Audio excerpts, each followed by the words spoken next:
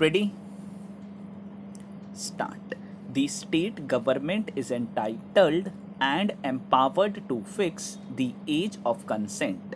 The state can make reasonable classification, but while making any classification, it must show that the classification has been made with the object of achieving a certain end.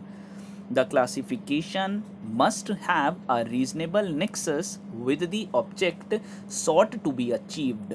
In this case, the justification given by the state is only that it does not want to punish those who consummate their marriage.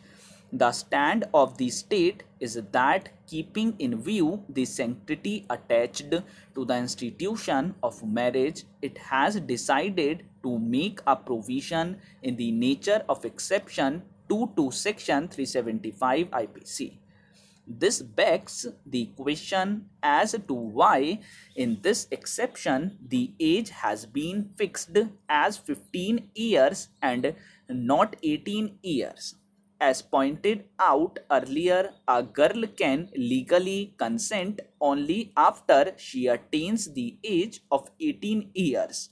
She can legally enter into marriage only after attaining the age of 18 years. When a girl gets married below the age of 18 years, the persons who contract such a marriage or abet in contracting such child marriage commit a criminal offense and are liable for punishment under the Act.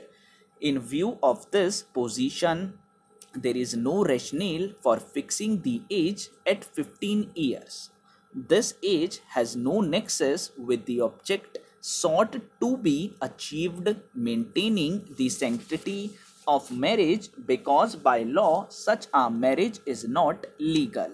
It may be true that this marriage is voidable and not void ab initio except in the state of Karnataka, but the fact remains that if the girl has got married before the age of 18 years, she has right to get her marriage annulled, irrespective of the fact that the right of the girl child to get her marriage annulled. It is indisputable that a criminal offense has been committed, and other than the girl child, all other persons, including her husband and those persons who were involved in getting her married, are guilty of having committed a criminal act.